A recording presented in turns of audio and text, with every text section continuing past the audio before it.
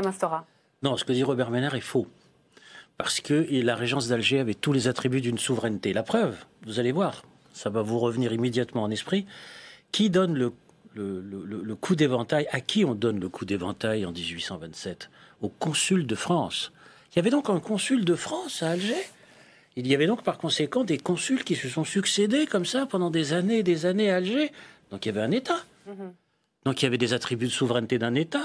Tous les écoliers de France ont appris l'histoire du coup d'éventail qui a provoqué l'arrivée 3 ans plus tard, en 1830, des bateaux à Alger. Ah, donc il y avait des consuls, et il y avait aussi des consuls avec le bey, avec le dey, donc il y avait des attributs d'État. Donc c'est pas vrai de dire qu'il n'y avait pas d'État. Donc là, on touche oui, ça, c'est à la limite là, de la... il faudrait que Robert Ménard revisite son histoire, en particulier qu'il étudie la liste complète de tous les consuls de France qui se sont succédés. Alors maintenant, attention, cet État qui existe, ça signifie quoi?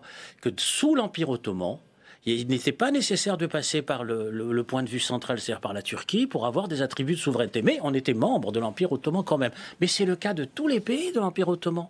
Et les nationalistes ensuite se sont, comment dirais-je, renforcés, comme dans tous les pays de l'Empire ottoman, où il y avait dans cet Empire ottoman, ne l'oublions pas, et j'en parle dans mon livre, dans la bande dessinée, où, sous la régence d'Alger, je l'écris, noir sur blanc, il y a des attributs d'État, et où les minorités ethniques étaient protégées par l'Empire ottoman, beaucoup plus d'ailleurs qu'en Europe occidentale, puisque lorsqu'il y a l'abrogation du décret d'Isabelle la catholique en 1492 à l'Inquisition, où vont les populations juives et musulmanes? En Algérie. Dans l'Empire ottoman.